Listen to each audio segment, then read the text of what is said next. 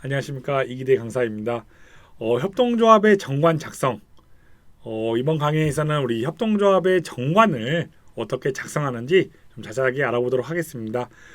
정관을 작성하기 전에 우리가 사전에 확인해야 될 사항들 짚어보도록 하고요.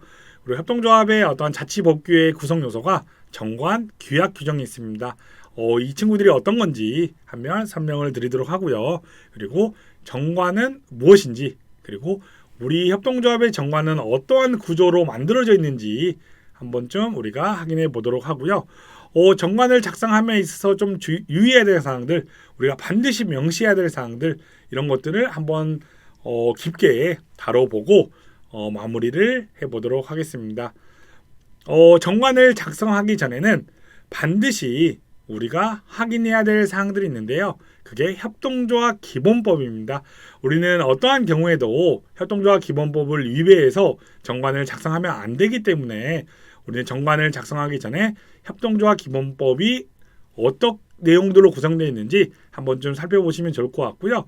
협동조합 기본법을 살펴볼 때에는 여기 보신 것처럼 국가법령정보센터에서 협동조합 기본법을 찾아서 보실 수 있다는 거 안내를 드리고 싶고요. 협동조합 기본법은 이렇게 법령 체계도라고 해서 기본법, 그다음에 시행령, 그리고 시행규칙, 이런 순서로 협동조합 기본법이 구성되어 있습니다.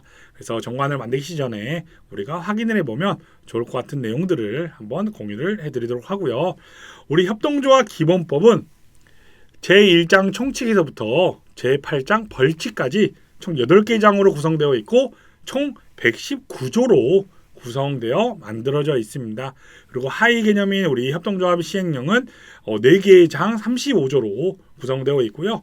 그리고 시행규칙에는 총 23조로 구성되어 있고 시행규칙 안에 우리는 협동조합에 관련 모든 서식들이 제공되고 있다 정도 우리는 이해하시면 좋을 것 같습니다. 협동조합은 자치법규로서 법은 기본법을 준수해서 우리가 반드시 따라야 되지만 협동조합을 운영함에 있어서는 우리 자치법규라고 하죠. 우리의 내규는 여기 보신 것처럼 정관, 그리고 규약, 그리고 규정을 우리가 제정해서 두고 우리 협동조합을 운영한다고 보시면 될 것 같고요. 정관은 우리가 총회에서 의결을 받는 사항이고 협동조합 기본법에 의한 필수사항 15가지를 넣어서 반드시 작성을 하셔야 되는 거고요. 그리고 우리는 정관이 변경됐을 경우에 우리 구청장님의 신고가 있어야지만 효력이 있다 정도 기억을 하실 수 있을 것 같습니다. 규약 규정은 제출하는 서류는 아닙니다. 제출 서류는 아니라는 거죠. 하지만 우리 협동조합을 운영함에 있어서 필수적으로 좀 다뤄야 될 어떤 내규들은 우리가 규약 규정으로 제정을 하는 거고요. 규약은 총회 의결사항이고 규정은 이사회 의결사항입니다. 그래서 우리가 좀 뭔가 갈등이라든지 협동조합 운영의 핵심적인 사항들 어떤 게 있을까요? 협동조합은 사람들이 구성되어 있는 조직이기 때문에 사람들 간의 갈등, 조합원들의 어떤 구성이 매우 중요하겠죠. 그런 내용들은 우리가 총회에 의하는 규약으로 정하는 거죠. 배당 매우 중요하죠. 그런 것들은 우리가 규약으로 제정하시면 될 것 같아요. 하지만 빈번하게 빨리빨리 우리가 변경해야 되는 사항들, 협동조합 운영하면서 우리 이사회에서 이사들이 결정해야 되는 사항들, 이런 것들은 규정으로 정해서 우리 협동조합을 운영한다면 조금 더 효율적으로 효과적으로 운영할 수 있지 않을까라는 생각을 해보고요. 다음과 같이 정관 규약 규정을 우리가 이해해 볼 수 있을 것 같습니다. 정관은 협동조합이 규정한, 우리 스스로가 규정한 최고의 자치 법규이다. 이렇게 이해를 해주시면 될 것 같습니다. 그래서 정관을 작성하실 때는 협동조합 기본법 제16조에 의거해서 필수적 기재사항을 반드시 명시를 하셔야 된다는 거고요. 그 정관에는 우리 발기인 5인 이상 전원이 기명단행과 간인 행위를 반드시 하셔야 된다는 겁니다. 정관 매우 중요하기 때문에 이렇게 정관에 대해서 좀 자세하게 설명드린다고 생각하시면 될 것 같고요. 정관은 무엇일까? 우리 협동조합을 운영함에 있어서의 최고 자치 법규이다. 이렇게 이해를 해주시면 될 것 같습니다. 그래서 정관은 협동조합 기본법에 의해서 협동조합에 정의하고 있는 사항들의 내용들을 포함하고 그리고 협동조합의 조직 형태, 그리고 운영 방법, 우리의 사업들에 대해서 자세하게 명시하는 내용을 우리는 정관이라고 한다 정도 기억할 수 있고요. 작성 시 유의사항은 여러 번 말씀드리죠. 협동조합 기본법에 명시하고 있는 필수 기재사항 반드시 넣으셔야 한다는 거고요. 그리고 기본법을 위반하면 안 된다는 거고요. 그리고 우리 협동조합의 고유한 특징을 반영한 정관을 만드셔야 한다는 게 우리 협동조합의 정관을 작성의 유의사항이라고 보시면 될 것 같습니다. 그래서 필수 기재사항은 다음과 같이 이렇게 15가지 협동조합 기본법에 의거해서 명시를 하고 있다 정도 보실 수 있을 것 같고요. 정관의 구조는 다음과 같이 이렇게 총 8장으로 되어 있죠. 총 8장, 총 8장, 총칙에서부터 우리 합병, 분할, 해산 이렇게 총 8장으로 두어 있고요. 우리 기획재정부가 발간한 정관 작성 A씨를 보시면 보통 한 72조에서 73조까지 있습니다. 총 8장으로 구성되어 있고 한 73조로 구성되어 있는 게 정관의 구조이다라고 이해하시면 될 것 같고요. 정관은 우리 협동조합의 어떠한 특징과 그리고 우리 구성원, 우리 사업에 맞게 수정 보완을 하시는 거기 때문에 더 많은 장이 있을 수도 있고 더 적은 장이 있을 수도 있긴 합니다. 다만 필수 기재사항 15가지는 반드시 명시해야 되는 거고요.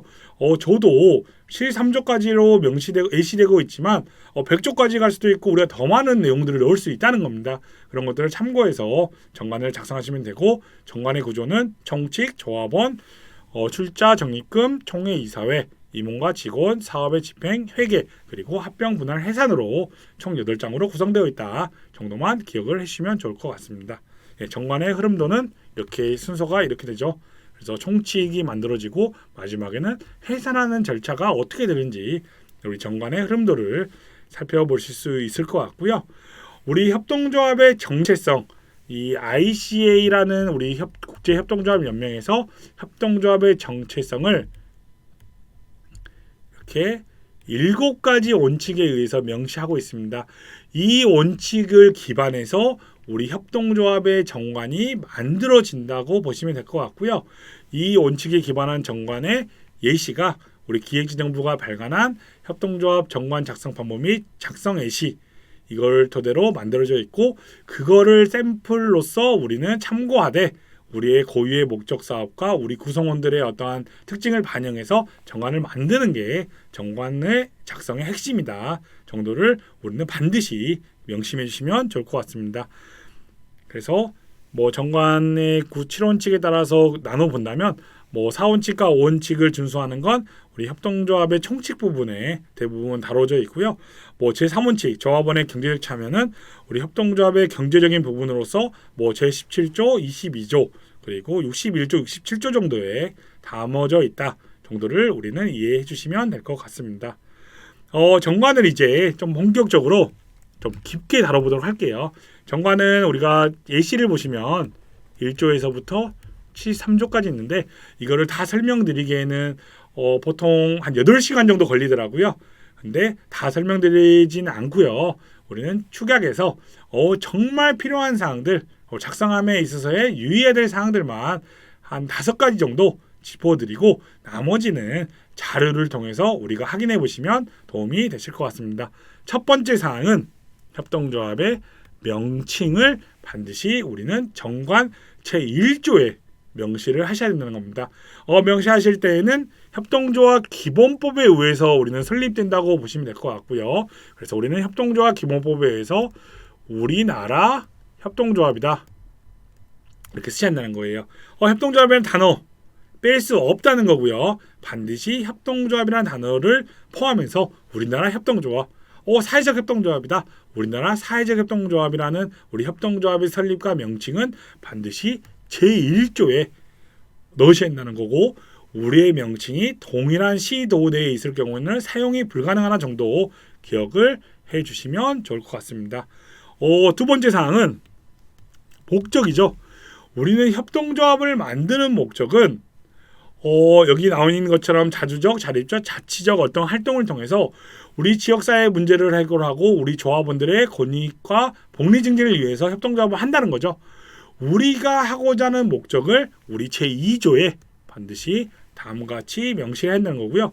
유의사항을 제가 명시해놨죠. 유의사항을 써놓은 이유는 이 유의사항을 참고해서 정관을 작성하라는 겁니다. 어떤 거냐면 조합의 유형에 맞는 설립 목적을 구체적으로 기록을 해라 라는 게 유의사항인 거죠. 우리 협동조합의 사업과 우리의 구성원들과 우리의 고유의 목적 사업에 맞는 특징을 고려해서 목적을 넣어라 라는 게 이 핵심 사항이라고 보시면 될 것 같고요. 그리고 우리의 사업 구역은 우리는 전국의 사업을 하겠대요. 그러면 전국이라고 넣으시면 돼요. 우리는 해외 사업도 하고 싶다는 겁니다. 그러면 국내외가 되겠죠. 우리는 서울에서만 하겠대요. 그러면 서울시라고 명시하시면 됩니다. 이렇게 사업구역은 우리가 하고자 하는 사업구역을 명시하실 수 있다는 거고요.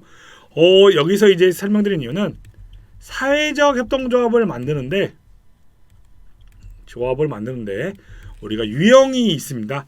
지역사업형이라는 유형을 할 때에는 지역사업형 유형을 선택할 때에는 이 사업의 구역을 서울시 이렇게 서울시 경기도 이렇게 한정지어서 해야지만 지역사업형 유형을 인가받을 수 있다는 점을 기억을 해주시면 좋을 것 같습니다. 그냥 우리 협동조합은 사업구역을 전국 국내외 서울시 경기도 상관없습니다. 하지만 사회적 협동조합을 인가받고자 하는데 지역사업형의 유형이다 라고 했을 때에는 우리 사업구역을 지역으로 한정해서 작성을 해야 한다는 점만 기억을 해 주시면 좋을 것 같고요. 네 번째 공고 방법은, 공고라는 건 뭐냐면 불특정 다수가 이 우리의 내용들을 알 수 있게 하는 게 공고입니다. 내 친구들만 알게 하고 싶어요. 이런 것들은 우리는 보통 통지라고 해요. 통지. 이거를 공지라고 하고요. 공고는 우리 구성원뿐만 아니라 모두가 알게끔 하는 게 공고입니다. 그래서 공고 방법으로는 여기 보신 것처럼 게시판이라든지 홈페이지 이런 형태가 가능하다는 거고요.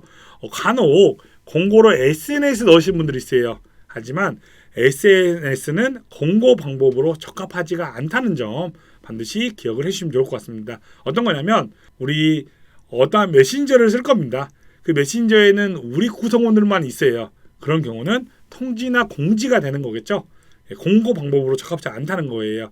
이메일로 보내겠대요. 이메일은 특정한 사람들에게만 보내집니다. 그러면 통지나 공지가 되는 거죠. 공고는 아닌 거죠. 이런 형태로 공고는 우리 불특정다수가 다 알 수 있는 방법을 선택하게끔 명시를 해야 한다는 거고요. 그리고 7조에 있는 통지는 우리가 조합원들에게만 알려줄 거기 때문에 이메일, SNS, 문자 이런 것들도 다 가능하겠죠. 이런 형태를 우리가 정관을 작성하실 때 명시를 했을 때 사용할 수 있다 정도 기억을 해주시면 좋을 것 같습니다. 그리고 우리 조합원의 자격, 우리 협동조합을 운영함에 있어서의 조합원의 자격은 조합원의 유형에 따라서 5가지가 있잖아요.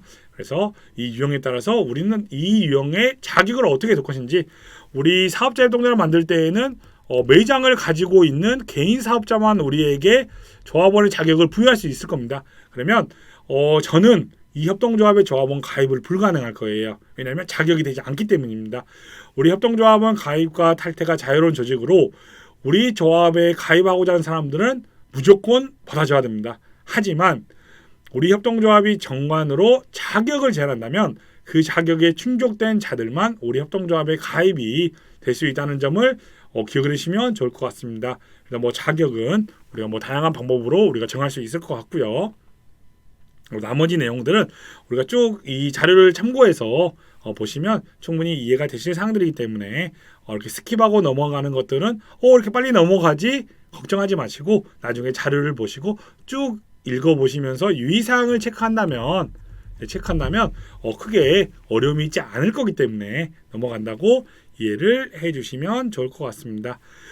그리고 제17조에는 이제 손실액 부담이라는 조항을 반드시 명시하게 되어 있는데요. 이 조항이 무엇이냐면 협동조합의 조합원이 탈퇴했을 경우에는 본인이 납부한 출자금을 환급해주게 되어 있어요. 환급. 원래는 100% 환급이 원칙이죠. 그래서 제가 100만 원을 내고 조합원에 가입을 했습니다. 그러면 탈퇴할 때 100만 원을 돌려줘야 되는데 이 17조 조항에 의거해서 협동조합 기본법에도 명시하고 있습니다. 이 조항에 의거해서 우리가 500만 원으로 사업을 시작했어요. 협동조합이. 근데 사업이 잘 안 돼서 연말에 결산을 해보니까 이제 200만 원밖에 남아있지 않다는 겁니다. 돈이, 자본이. 그러면 우리는 60%의 손실이죠. 이 손실을 탈퇴 조합원도 책임을 져야 한다는 겁니다. 그래서 이 손실이 우리가 60%의 손실이 발생했어요. 그러면 탈퇴할 때 100만 원을 돌려받는 게 아니고 저는 얼마 받아야 되죠? 목소리가 들렸어요. 40만 원. 60%의 손실을 제외하고 40만 원만 환급을 해준 출자금 환급 시 손실을 부담하는 조항이 제17조에 명시가 되어 있다. 반드시 기억을 해주시면 좋을 것 같습니다. 그리고 출자, 우선 출자 관련된 사항들은 우리가 쭉 보시면 이해가 하실 것 같고요. 그리고 제30조를 설명드리면 의결권과 선고권이라는 조항입니다. 어떤 거냐면 조합원은 출자금을 많이 했냐, 1억을 냈냐, 10만 원 냈냐 중요하지 않아요. 많이 했거나 적게 했거나 남자이거나 여자이거나 나이가 많거나 적거나 상관없이 조합원이라면 무조건 1인 1표를 갖는다라는 걸 반드시 명시를 해주시면 좋을 것 같고요. 그리고 내가 다른 일정이 있어서 총회에 참석하지 못할 것 같아.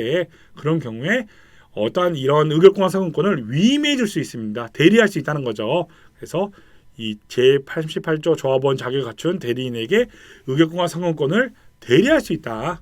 조항이 우리 37조와 38조에 있다는 거 기억을 해주시면 좋을 것 같습니다. 그리고 나머지 조항들을 쭉 다 넘어가도록 하고요. 우리 협동조합의 잉여금 처리에서의 조항인데 법정 적립과 임의 적립이라는 게 있습니다. 협동조합은 1년의 사업 동안 많은 돈을 벌었습니다. 그리고 잉여가 발생한다면 반드시 협동조합 기본법에 의거해서 10%를 반드시 법정 적립을 하게 되어 있고요. 사회적 협동조합은 30%를 적립하게 되어 있다는 겁니다. 그리고 임의 적립금이라는 건 우리 협동조합이나 사회적 협동조합 동일한데요. 우리가 내년에 부동산에 좀 투자하겠다. 내년에 어떤 차량을 구입하겠다. 사무소 임대료를 좀 내겠다. 이렇게 해서 어떤 사업에 의해서 우리가 목적에 의해서 적립하는 돈들을 임의 적립이라고 하는 거고, 이거는 총회에 의해서 결정해서 적립을 할 수도 있고 안 할 수도 있다라는 조항을 우리가 임의 적립에 의해서 넣으신다고 보시면 될 것 같습니다. 그리고 사업의 회계라는 큰 덩어리 대분류에서 우리의 이제 조항들을 본다면 사업의 종류, 우리가 하고자 하는 사업들에 대해서 반드시 명시를 하시는 거고요. 정관의 사업 종류를 작성하실 때에는 여기 보이시죠? 3번, 4번, 5번 반드시 필수 사업입니다. 조합원들에게 정보 제공과 어떤 교육을 하는 거, 지역사회에 기여하는 거, 협동조합 간에 협동하는 건 반드시 우리 정관에 명시하고 사업계획서를 써야 되는 어떠한 필수 사업이라고 기억을 해주시면 좋을 것 같습니다. 사회적 협동조합의 이제 정관을 작성함에 있어서의 사업의 종류는 우리 협동조합하고 조금 차이가 있습니다. 그 이유는 사회적 협동조합은 인가를 받고 또 유형이 있고 유형을 판단하는 기준들이 있잖아요. 제 얼굴은 보이지 않을 겁니다. 너무 걱정 안 하셔도 돼요. 이어서 제 얼굴이 나올 거기 때문에 걱정 안 하셔도 되고요.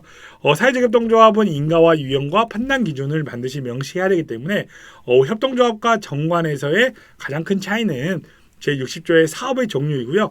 다음과 같이 우리는 어떠한 유형으로 지역사업형으로 이 사업을 수행하겠다. 이게 주사업이 되는 거고요. 그리고 주사업을 보조하는 사업으로 기타 사업을 명시하는데 여기도 보시면 3번, 4번, 5번 필수사업은 반드시 명시하고 있죠. 이렇게 사회적 협동조합은 어떠한 유형으로 인가를 받을 거고 어떠한 판단 기준을 할 건지에 따라서 사업의 종류의 정관 작성이 달라지기 때문에 반드시 정관을 작성하실 때 사회적 협동조합은 이 유의사항을 꼭 읽어보시고 준비를 해주시면 좋을 것 같습니다. 그 이어서 그리고 합병 분할 해산을 할 때에도 우리 사회적 협동조합인 경우에는 해산할 때 우리의 자녀 재산을 어떻게 처리할 것인지 우리 협동조합과 조금 상이한 부분이 있습니다. 그래서 사회적 협동조합의 정관 작성 예시를 참고하시면 아마도 도움이 되실 것 같고요. 제70조, 71조, 72조에서는 합병 분할과 해산 그리고 청산인에 대해서 다루고 있다는 점을 우리 정관에서 확인해 볼 수 있을 것 같습니다. 마지막으로 제73조에서는 이제 청산했을 때 자녀재산을 어떻게 처리하는지 우리 정관에 다음과 같이 명시를 하고 있고요.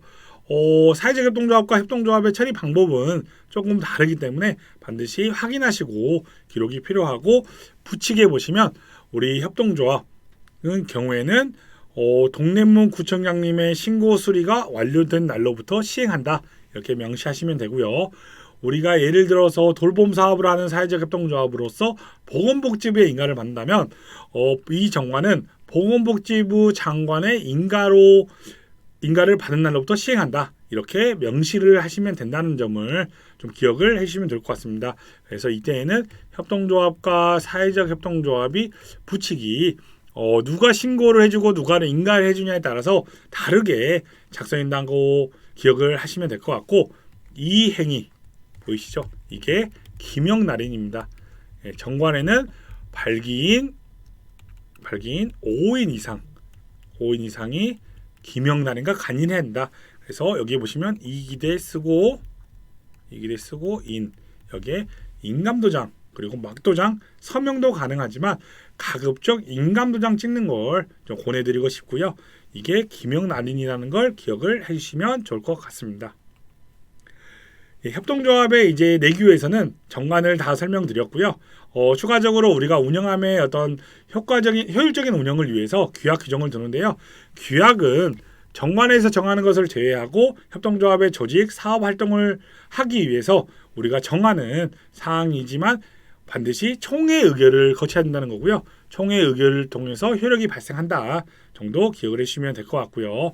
그리고 규정은 정관과 규약에서 정하지 않았던 내용들을 우리가 시행함에 있어서 필요한 사항들을 규정으로 정하고 그 규정은 이사의 의결로 우리가 제정되고 효력이 발생한다라고 기억을 해주시면 좋을 것 같습니다. 그래서 규약을 만들 때 그리고 정관을 만들 때 정관은 우리가 기획재정부가 발간한 정관 작성 방법이 정관 예시에 협동조합과 사회적 협동조합의 예시가 명시되어 있기 때문에 참고하시면 좋을 것 같고요. 규약 규정은 우리 정관을 보면 이게 다음과 같이 규약 규정으로 정하는 사항들이 있습니다. 그래서 이런 내용들은 기본적으로 규약이나 규정을 만드는 걸 적극적으로 추천해드리고 싶고요. 총 13가지 사항이 있습니다. 규약 규정으로 위임하는 사항이 정관에서 규약 규정을 위임한 사항은 총 13가지가 있는데 이런 사항들은 규약 규정으로 제정해서 우리 협동조합을 운영한다면 조금 더 효율적인 운영이 될 수 있을 것 같습니다. 규약 규정을 만들 때에는 다음과 같은 절차에 의해서 우리가 어떤 목적에 의해서 우리 조합을 현황은 어떻고 우리는 어떤 것들이 필요한지 사전에 정리를 하시고요. 그리고 충분한 논의한 이후에 우리가 규약 규정을 작성하고 우리가 규약은 총회에서 규정은 이사회에서 의결을 받음으로부터 제정되고 효력이 발생한다라고 이해를 해주시면 좋을 것 같습니다. 그래서 우리가 필수적으로 규약에 넣어야 될 사항들 다음 같은 내용들 우리가 확인해 볼 수 있을 것 같고 규약 규정의 샘플들을 좀 보고 싶어요 라고 했을 때에는 협동조합이 알아야 될 규약 규정집이라고 해서 발간된 자료가 있습니다. 이 규약 규정집을 참고해서 우리 협동조합의 운영에 필요한 규약 규정을 만드는 걸 권유해 드리고 싶습니다. 협동조합의 규약 규정의 어떠한 샘플이나 참고 자료를 보고 싶어 하시는 분들은 이렇게 협동조합이라면 알아야 될 규약 규정집이 발간되어 있고요. 이 규약 규정집을 참고해서 우리 협동조합의 우리 특성에 맞는 규약 규정을 만들고 사용하시면 아마도 도움이 되실 것 같습니다. 이번 강의에서는 이제 정관에 대해서 우리가 작성하는 방법들에 좀 깊게 다뤄봤고요. 정관이 무엇인지 우리 협동조합을 운영함에 있어서의 최고의 자치 법규이다. 그리고 정관에는 어떤 사항들이 들어가는지 협동조합 기본법 제16조에 의거해서 필수 기재사항을 반드시 넣어야 되는 거고 우리 협동조합의 고유한 특징을 반영해서 정관을 만들어야 된다라는 점을 좀 강조해서 설명을 드렸고요. 정관으로 모든 걸 담을 수 없다면 우리가 규약이나 규정을 통해서 협동조합의 운영에 있어서 필요한 사항들을 제정하고 운영을 했을 때 조금 더 효율적인 협동조합 운영이 가능할 것이다 정도를 다뤄봤습니다. 이것으로 이번 강의를 마무리하도록 하겠습니다. 감사합니다.